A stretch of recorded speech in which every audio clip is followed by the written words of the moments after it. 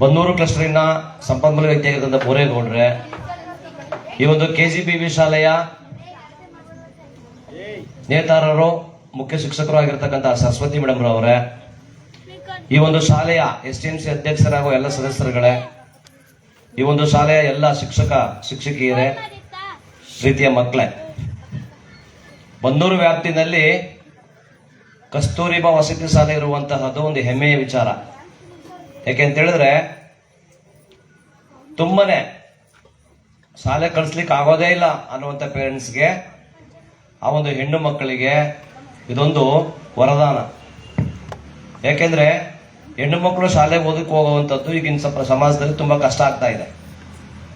ಅಂತ ಸಂದರ್ಭದಲ್ಲಿ ಈ ಒಂದು ಬನ್ನೂರಿನ ಕಸ್ತೂರಿಬಾ ವಸತಿ ಶಾಲೆ ಮಕ್ಕಳಿಗೆ ಅತ್ಯಂತ ಸುರಕ್ಷಿತವಾಗಿ 6th, 7th, 8th ಈ ಒಂದು 3 ತರಗತಿಗಳನ್ನ ವಿದ್ಯಾಭ್ಯಾಸ ಮಾಡಲಿಕ್ಕೆ ಇಲ್ಲೇ ಸನ್ನಿವಾಸ ಅಂದ್ರೆ ಇಲ್ಲೇ ಉಳ್ಕೊಂಡು ಹಾಸ್ಟೆಲ್ ವ್ಯವಸ್ಥೆ ಉಟ್ಕೊಂಡು ಅತ್ಯುತ್ತಮವಾದ ಒಂದು ವಿದ್ಯಾಭ್ಯಾಸ ಪಡ್ಕೊಳ್ತಕ್ಕಂಥ ಒಂದು ಕೇಂದ್ರವಾಗಿದೆ. ಹಾಗಾಗಿ ಇಲ್ಲಿ 9 ಮತ್ತು 10ನೇ ತರಗತಿ ಆಗ್ಬೇಕಾಗಿರುವಂತದ್ದು ಬಹಳ ವರ್ಷಗಳ ಬೇಡಿಕೆ ಇದೆ. ಖಂಡಿತ ಮುಂದಿನ ದಿನದಲ್ಲಿ ಆಗ್ಬೇಕಾಗ್ತದೆ. ವೇದಿಕೆ ನಾರಾಯಣ ಅವರು ಇದ್ದಾರೆ, ಮುಂದೆ ಮಾಧ್ಯಮದವರು ಇದ್ದೀರಿ. ತಾವು ದಯಮಾಡಿ ಈ ಒಂದು ಪ್ರಯತ್ನವನ್ನ ಮಾಡಿ ಈ ಒಂದು ಕಸ್ತೂರಿಬಾ ಶಾಲೆಯಲ್ಲಿ 9 ಮತ್ತು 10ನೇ ತರಗತಿ ತೆರೆಯೋದೇ ಆದ ಪಕ್ಷದಲ್ಲಿ ಸಾಕಷ್ಟು ಸ್ಟ್ರೆಂತ್ ಸಿಗುತ್ತೆ. ಮತ್ತೆ ಈ ಸುತ್ತಲಿನ ಏನು ಬನ್ನೂರು ವ್ಯಾಪ್ತಿಯ ಬನ್ನೂರು ಸುತ್ತ ವ್ಯಾಪ್ತಿಯಲ್ಲಿನ ಆ ಒಂದು ಹೆಣ್ಣು ಮಕ್ಕಳಿಗೆ ಅತ್ಯುತ್ತಮ ವಿದ್ಯಾಭ್ಯಾಸ ಕೊಡ್ಲಿಕ್ಕೆ ಸಾಧ್ಯ ಆಗ್ತದೆ. ಅಂತ ಒಂದು ಶಾಲೆಯಲ್ಲಿ ವಿದ್ಯಾಭ್ಯಾಸ ಮಾಡ್ತಾ ಇದ್ದಾಗ ನೀವು ಮಕ್ಕಳು, ನೀವು ಪುಣ್ಯವಂತರು. ಏನು ಶಾಲಾ ವಾರ್ಷಿಕೋತ್ಸವ ಅಂತ ಹೇಳಿದ್ರೆ ಪ್ರತಿ ವರ್ಷ ಮಾಡ್ತೇವೆ.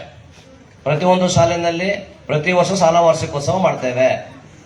ಏನಾಗಂದ್ರೆ ಶಾಲಾ ವಾರ್ಷಿಕೋತ್ಸವ ಅಂತ ಹೇಳಿದ್ರೆ ಈ ವರ್ಷ ನಮ್ಮ ಶಾಲೆಯಲ್ಲಿ ಏನೆಲ್ಲ ಆಗಿದೆ ಅನ್ನುವ ಸಿಂಹಾವಲೋಕನ.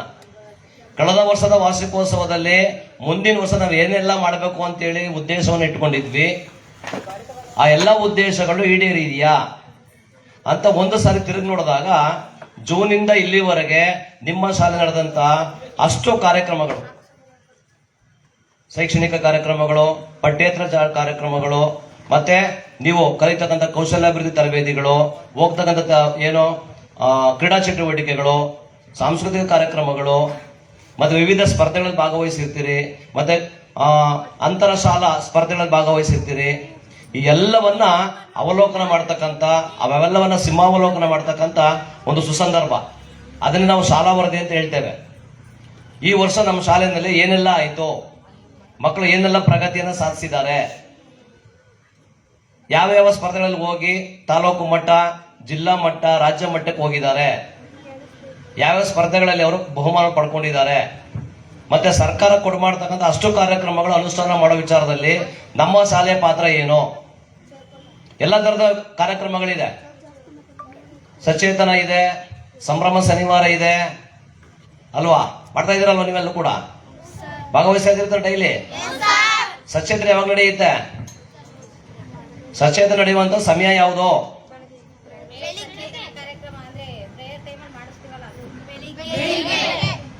ಪ್ರಾರ್ಥನಾ ಸಮಯದಲ್ಲಿ ಪ್ರತಿದಿನ 1 ವಾರಗಳ ಕಾಲ 1 ತರಗತಿಗೆ ಅಷ್ಟು ಕಾರ್ಯಕ್ರಮಗಳು ಇರುತ್ತೆ.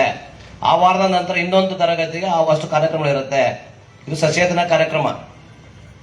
ಏನು ಸಂಭ್ರಮ ಶನಿವಾರ ಪ್ರತಿ ಶನಿವಾರ ನಡೆಯುತ್ತಾ? ಯಾವಾಗ ನಡೆಯುತ್ತೆ? ತಿಂಗಳ 3ನೇ ಶನಿವಾರ ಸಂಭ್ರಮ ಶನಿವಾರ, ಹೌದಲ್ವಾ? ಹಾಗೆ 10 ಹಲವು ಕಾರ್ಯಕ್ರಮಗಳು ಇಲಾಖೆನಲ್ಲಿ ಇದೆ. ಆ ಎಲ್ಲವೂ ಕೂಡ ಮಾಡಿದ ಪಕ್ಷದಲ್ಲಿ ನಿಮಗೆ ನಿಮ್ಮ ಬೌದ್ಧಿಕ ಮಟ್ಟ ಅತ್ಯಂತ ಎತ್ತರ ಮಟ್ಟಕ್ಕೆ ಹೋಗ್ತದೆ. ಮಕ್ಕಳೇ, ಒಂದು ಅರ್ಥ ಮಾಡ್ಕೊಳ್ಬೇಕು ನೀವು.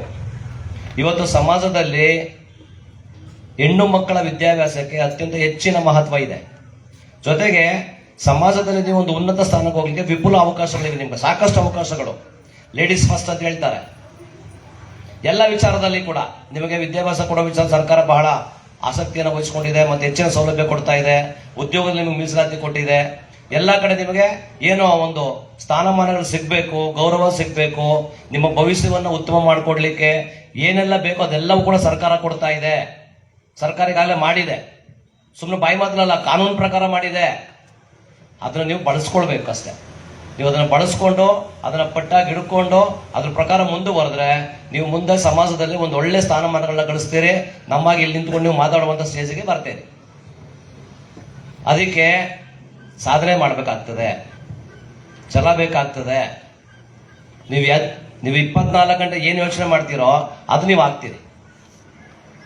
ನೀವು ಸುಮ್ಮನೆ ಒಬ್ರಿಗೊಬ್ರು ಸೇರ್ಕೊಂಡು ಮಾತುಕತೆ ಆಡ್ಕೊಂಡು ಕಾಲ ಕಳೆದ್ಬಿಟ್ರೆ ಮಕ್ಕಳೇ ನಿಮ್ಮ ಸಾಧನೆ ಈಡೇರೋದಿಲ್ಲ. ಬಹಳ ಶ್ರಮಪಟ್ಟು ಓದಬೇಕಾಗ್ತದೆ, ಬಹಳ ಶ್ರಮಪಟ್ಟು ಕಲಿಬೇಕಾಗ್ತದೆ. ಮತ್ತೆ ಹೊಸ ಹೊಸ ವಿಚಾರಗಳ ಬಗ್ಗೆ ಶಿಕ್ಷಕರನ್ನ ಕೇಳಬೇಕಾಗ್ತದೆ. ನೀವು ಎಷ್ಟು ಕೇಳ್ತೀರೋ ಅಷ್ಟು ಸಿಗತ್ತೆ ನಿಮಗೆ. ಶಿಕ್ಷಕರು ರೆಡಿ ಇದ್ದಾರೆ, ಅವ್ರು ಸಾಕಷ್ಟು ಓದ್ಕೊಂಡು ಸ್ಪರ್ಧಾತ್ಮಕ ಪರೀಕ್ಷೆನಲ್ಲಿ ಗೆದ್ದು ಬಂದಿರುವಂಥದ್ದು ಇಲ್ಲಿಗೆ ನಿಮ್ಗೆ ಹೇಳ್ಕೊಡ್ಲಿಕ್ಕೆ. ಅವ್ರ ಹತ್ರ ಸಾಕಷ್ಟು ವಿಚಾರಗಳಿರುತ್ತೆ. ನೀವೇನ್ ಮಾಡಬೇಕು, ತಗೊಳ್ಬೇಕು. ಅದು ತಗೊಳ್ಬೇಕಾದ್ರೆ ನೀವು ಓದ್ಬೇಕಾಗ್ತದೆ.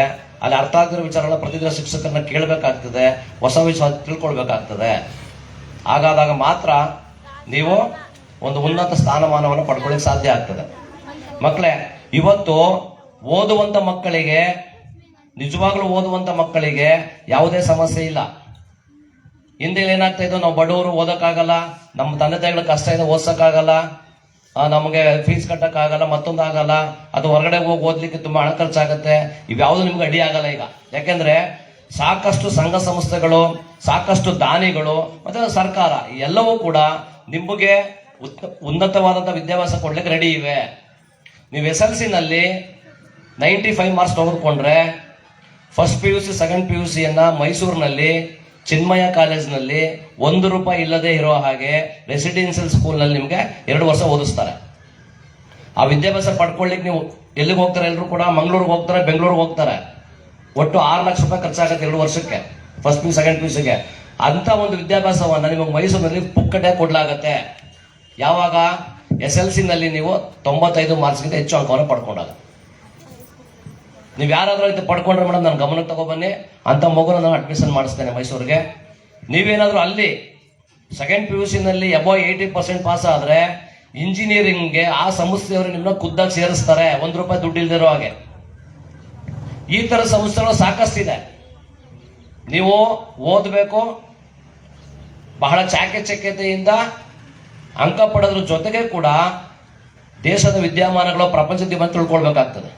ಪ್ರತಿದಿನ ನ್ಯೂಸ್ ಪೇಪರ್ ಓದಬೇಕು, ಪ್ರತಿದಿನ ನ್ಯೂಸ್ ಕೇಳಬೇಕು, ಹೊಸ ಹೊಸ ವಿಚಾರಗಳ ಬಗ್ಗೆ. ಎಲ್ಲರೂ ಕೂಡ ಓದಲು ಮುಂದೆ ಬರೋಕ್ಕಾಗೋದಿಲ್ಲ. ಕೆಲವರು ಡ್ರಾಯಿಂಗ್ಲಿದ್ದೀರಿ, ಕೆಲವರು ನೃತ್ಯದಲ್ಲಿದ್ದೀರಿ, ಕೆಲವರು ಸಂಗೀತದಲ್ಲಿದ್ದೀರಿ, ಕೆಲವರು ಕರಕುಶಲ ಮಾಡೋದ್ರಲ್ಲಿದ್ದೀರಿ. ಯಾರಿಗೆ ಯಾವ್ದು ಆಸಕ್ತಿ ಇದೆ ಅದ್ರಲ್ಲಿ ಮುಂದುವರಿಯಕ್ಕೆ ಅವಕಾಶ ಮಾಡಿಕೊಡುತ್ತೆ ಇಲಾಖೆ ಅಥವಾ ಸರ್ಕಾರ ಅಥವಾ ಈ ಸಂಸ್ಥೆ. ನಿಮ್ಮನ್ನು ಗುರುತಿಸುತ್ತೆ, ನೀವು ಯಾವುದರಲ್ಲಿ ಇಂಟ್ರೆಸ್ಟ್ ಇದೆ ನಿಮಗೆ. ಕೆಲವರು ಕಥೆ ಬರೆಯೋದ್ರಲ್ಲಿ ಇಂಟ್ರೆಸ್ಟ್ ಇರುತ್ತೆ, ಕೆಲವರು ಕವಿತೆ ಬರೆಯೋದ್ರಲ್ಲಿ ಇಂಟ್ರೆಸ್ಟ್ ಇರುತ್ತೆ, ಕೆಲವರು ಪುಟ್ಟ ಒಂದು ಇದನ್ನೇ ಬರೀತೀರಿ, ನೀವು ಕವನಗಳನ್ನೇ ಬರೀತೀರಿ. ನೀವು ಅದನ್ನ ಹಾಗೆ ರೂಢಿಸ್ಕೊಂಡ್ರೆ ಮುಂದೆ ಕವಿ ಆಗ್ತೀರಿ, ಸಾಹಿತಿಗಳಾಗ್ತೀರಿ, ಅಥವಾ ಗೀತ ರಚನೆಕಾರರಾಗ್ತೀರಿ, ಅಥವಾ ಒಳ್ಳೆ ನೃತ್ಯಪಟು ಆಗ್ತೀರಿ. ಇವತ್ತು ಪ್ರಪಂಚದಲ್ಲಿ ಅತ್ಯಂತ ಹೆಚ್ಚು ಪ್ರಸಿದ್ಧಿ ಪಡ್ಕೊಳ್ಳೋರು ಯಾರು? ಕ್ರಿಕೆಟ್ನವರು. ವಿರಾಟ್ ಕೊಹ್ಲಿ ಯಾರೋ ಗೊತ್ತಿಲ್ಲ, ಧೋನಿ ಯಾರೋ ಗೊತ್ತಿಲ್ಲ, ಅದು IAS ಅಧಿಕಾರಿ ಗೊತ್ತಿಲ್ಲ, ಅಥವಾ ಒಬ್ಬ IPS ಪೊಲೀಸ್ ಅಧಿಕಾರಿ ಗೊತ್ತಿಲ್ಲ. ಕ್ರಿಕೆಟ್ನಲ್ಲಿ, ಸಂಗೀತದಲ್ಲಿ, ಏನೋ ನೃತ್ಯದಲ್ಲಿ ಇಡೀ ಪ್ರಪಂಚದಲ್ಲಿ ನೀವು ಪ್ರಸಿದ್ಧಿ ಆಗ್ಬೋದು. ಹಾಗಾಗಿ ಇಷ್ಟೊಂದು ಅವಕಾಶಗಳು ನಿಮ್ಗಿದೆ. ಏನೋ ಬಂದ್ವಿ, ಶಾಲೆಯಿಂದ ಎಲ್ಲ ಸೌಲಭ್ಯ ಸಿಗುತ್ತೆ, ಬಳಸ್ಕೊಂಡ್ವಿ ಒಂದು 3 ತಿಂಗಳು ಅಥವಾ 3 ವರ್ಷ, ಪುನಃ ಮನೆಗೆ ಹೋದ್ವಿ ಅನ್ನೋ ಕೆಲಸ ಆಗೋದು ಬೇಡ. ಎಲ್ಲರೂ ಮನಸ್ಸು ಮಾಡಬೇಕು, ಪ್ರತಿದಿನ ಅದ್ರ ಬಗ್ಗೆ ಚಿಂತನೆ ಮಾಡಬೇಕು. ನಾನು ಈ ವರ್ಷ 3 ವರ್ಷ ಇಲ್ಲಿದ್ದೀನಿ, ತುಂಬ ಅತ್ಯುತ್ತಮವಾಗಿ ಓದ್ಕೊಂಡು ನಾನು ಆಚೆ ಹೋಗ್ಬೇಕು. ಎಲ್ಲ ರೀತಿಯ ಇಲ್ಲಿ ಏನಿದೆ ಸೌಲಭ್ಯಗಳು ಎಲ್ಲವನ್ನ ಬಳಸ್ಕೊಳ್ಳಿ. ಈಗ ಏನೋ ಯಾವ್ದೋ ನೋಟ್ಸ್ ಬರ್ದಿರೋದಿಲ್ಲ, ನೀವು ಆ ಟೈಮ್ ಸೇಮ್ ಟೈಮ್ಗೆ ಬೇರೆ ಒಂದು ಡ್ರಾಯಿಂಗ್ ಕರೆದಿರ್ತಾರೆ. ನಾನು ನೋಟ್ಸ್ ಬರೀಬೇಕು, ಡ್ರಾಯಿಂಗ್ ಹೋಗಲ್ಲ ಅಂತ ಅನ್ಬಾರ್ದು, ಹೋಗಿ ಭಾಗವಹಿಸ್ಬೇಕು. ಇನ್ನೆಲ್ಲ ಒಂದು ಡ್ರಾಯಿಂಗ್ ಬರೀತಾ ಇರ್ತೀರಿ, ಸೇಮ್ ಟೈಮ್ಗೆ ಏನಾಗುತ್ತೆ, ಯಾವುದೋ ಒಂದು ನೃತ್ಯ ಕರೀತಾರೆ, ಹೋಗ್ಬೇಕಾಗ್ತದೆ. ಅದಕ್ಕೆಲ್ಲ ಸಮಯ ಯಾವಾಗ ಆಗತ್ತೆ? ನೀವು ಅರ್ಲಿ ಮಾರ್ನಿಂಗ್ ಎದ್ದಾಗ. ಓದುವಂತ ಮಕ್ಕಳು ಯಾವಾಗಲೂ 5 ಗಂಟೆಗೆ ಹೇಳ್ಬೇಕು, ರಾತ್ರಿ 10 ಗಂಟೆಗೆ ಮಲಗಬೇಕು. ಯಾರು 5 ಗಂಟೆಗೆ ಎದ್ದು 10 ಗಂಟೆಗೆ ಮಲಗ್ತೀರೋ ಎಲ್ಲ ಕೆಲಸವನ್ನ ಮಾಡ್ಲಿಕ್ಕೆ ನಿಮ್ಗೆ ಸಮಯ ಇದೆ. ಎಲ್ಲ ಕೆಲಸವನ್ನ ಮಾಡ್ಬೋದು. ನೀವು ಬುಕ್ಗಳನ್ನ ಓದ್ಬೋದು, ನೋಟ್ಸ್ ಅನ್ನ ಬರೀಬಹುದು, ಮತ್ತೆ ಕಥೆಗಳನ್ನ ಓದ್ಬೋದು, ಪೇಪರ್ನ ಓದ್ಬೋದು, ಟಿವಿನಲ್ಲಿ ನ್ಯೂಸ್ ನೋಡ್ಬೋದು. ಎಲ್ಲದಕ್ಕೂ ಸಮಯ ಅವಕಾಶಗಳಿದೆ. ಯಾರು ನೀವು 8 ಗಂಟೆಗೆ ಎದ್ದು 7 ಗಂಟೆಗೆ ಮಲ್ಕೋತೀರೋ ಅವ್ರಿಗೆ ಸಮಯ ಸಾಲೋದಿಲ್ಲ, ಯಾವ ಕೆಲಸವೂ ಆಗೋದಿಲ್ಲ. ಹಾಗಾಗಿ ಮಕ್ಕಳು ನಿಮ್ಗೊಂದು ಅವಕಾಶ ಸಿಕ್ಕಿದೆ, ಒಂದು ವಸತಿ ಶಾಲೆಯಲ್ಲಿ ಇದ್ದೀರಿ, ಮನೆಯಲ್ಲಿ ಇದ್ದಿದ್ರೆ ನೀವು ಅಮ್ಮ ಅಪ್ಪ ಕೆಲಸ ಮಾಡ್ಬೇಕಾಗೋದು, ಹೌದಾ? ಮನೇಲಿ ಕಸ ಗುಡಿಸೋದು, ಪಾತ್ರೆ ತೊಳೆಯೋದು, ಬಟ್ಟೆ ತೊಳೆಯೋದು, ಅಥವಾ ಅಂಗಡಿಗೆ ಹೋಗಿ ಸಾಮಾನು ತರೋದು, ಮತ್ತೊಂದು ಮಾಡಬೇಕಾಗಿತ್ತು. ಇಲ್ಲಿ ಅದು ಯಾವ ಕೆಲಸ ಇಲ್ಲ ನಿಮಗೆ. ನಿಮ್ಗಿರೋ ಇಲ್ಲಿ ಕೆಲಸ ಏನು? ಓದೋದಷ್ಟೇ ಕೆಲಸ ಇರುವಂಥದ್ದು. ಅದನ್ನ ಚಾಚು ತಪ್ಪದೆ ಮಾಡಿ, ಖಂಡಿತ ನಿಮಗೆ ಒಳ್ಳೇದಾಗತ್ತೆ. ಸಂಸ್ಥೆಯನ್ನ ನಿಮಗೂ ಒಳ್ಳೇದಾಗಬೇಕು, ಸಂಸ್ಥೆಗೂ ಒಳ್ಳೆ ಹೆಸರು ತರಬೇಕು. ಇಂಥ ಮಕ್ಕಳಿದ್ರಂತಪ್ಪ ಇಂಥ ಶಾಲೆಯಲ್ಲಿ ಇವರು ಇಷ್ಟು ಚೆನ್ನಾಗಿ ಓದ್ಕೊಂಡು ಹೋಗಿದ್ದಾರೆ ಅಂತೇಳಿ ನೀವು ಹೆಸರು ಗಳಿಸ್ಕೊಳ್ಬೇಕು, ಸಂಸ್ಥೆಗೆ ಹೆಸರು ಬರಬೇಕು. ಹಾಗಾಗಿ ಆ ರೀತಿ ನೀವೆಲ್ಲರೂ ಕೂಡ ಮಾಡ್ತೀರಿ ಅಂತ ಹೇಳ್ತಾರೆ. 10 ವರ್ಷಗಳು ಶಾಲೆಗೆ ಹೋಗ್ತೀರಿ ನೀವು. 10 ವರ್ಷ ಮುಗಿದ ನಂತರ ಮನೆ ಸೇರ್ಕೊಂಡ್ಬಿಟ್ರೆ 10 ವರ್ಷ ಓದಿದ ಏನ್ ಪ್ರಯೋಜನ? ಯೋಚನೆ ಮಾಡ್ಬೇಕು ನೀವು. 1ರಿಂದ 10ನೇ ತರಗತಿವರೆಗೆ ಶಾಲೆಯನ್ನು ಓದಿ, ಅಥವಾ 1ನೇ ತರಗತಿಯಿಂದ PUC ವರೆಗೆ ಓದಿ, PUC ನಂತರ ನೀವು ಮನೆ ಸೇರ್ಕೊಂಡ್ಬಿಟ್ರೆ ನಿಮಗೆ 12 ವರ್ಷಗಳು ವ್ಯರ್ಥ. ಜೊತೆಗೆ 12 ವರ್ಷಗಳು ಅಪ್ಪ ಅಮ್ಮ ಖರ್ಚು ಮಾಡಿರ್ತಕ್ಕಂಥದ್ದು, ಸರ್ಕಾರ ಖರ್ಚು ಮಾಡಿರುವಂಥದ್ದು, ಸಮಾಜ ನಿಮ್ಗೆ ನೋಡ್ಕೊಂಡಿರುವಂಥದ್ದು ಎಲ್ಲವೂ ವ್ಯರ್ಥ ಆಗ್ತದೆ. ಆಗ್ಬಾರ್ದು. ಸಾಧನೆ ಮಾಡಲೇಬೇಕು. ಒಂದು ಅಭಿಪ್ರಾಯ ಏನು? ಖಾಸಗಿ ಶಾಲೆಯಲ್ಲಿ ಓದೋರು ತುಂಬಾ ಜನ ಮುಂದೆ ಹೋಗ್ತಾರೆ. ತಪ್ಪು ಅಭಿಪ್ರಾಯ ಮಕ್ಕಳೇ. ಏನ್ ನಾವೆಲ್ಲ ಇದ್ದೀವಿ. ಇವತ್ತು ಕರ್ನಾಟಕ ರಾಜ್ಯದಲ್ಲಿ ಅತ್ಯುನ್ನತ ಹುದ್ದೆಗಳನ್ನ ಅಲಂಕರಿಸಿರೋ ಸರ್ಕಾರಿ ಶಾಲೆ ಓದಿರೋರು, ಅತ್ಯುನ್ನತ ರಾಜಕಾರಣಿಗಳು ಸರ್ಕಾರಿ ಶಾಲೆ ಓದಿರೋದು, ಅತ್ಯುನ್ನತ IPS IAS ಅಧಿಕಾರಿಗಳು ಸರ್ಕಾರಿ ಶಾಲೆಯಲ್ಲಿ ಓದಿರುವಂತವ್ರು, ಜಡ್ಜ್ಗಳು ಶಾಲೆಯಲ್ಲಿ ಓದಿರುವಂತವ್ರು, ಇಲ್ಲಿ ಕೂತಿರೋರೆಲ್ಲರೂ ಕೂಡ ಸರ್ಕಾರಿ ಶಾಲೆಯಲ್ಲಿ ಓದಿರೋದು ನಾವು. ಹಾಗಾಗಿ ನಾನು ಕೂಡ ಇದೇ ಶಾಲೆಯಲ್ಲಿ ಈ ಮೂಲ ರೂಮ್ನಲ್ಲಿ ಓದಿರೋದು 5ನೇ ತರಗತಿ.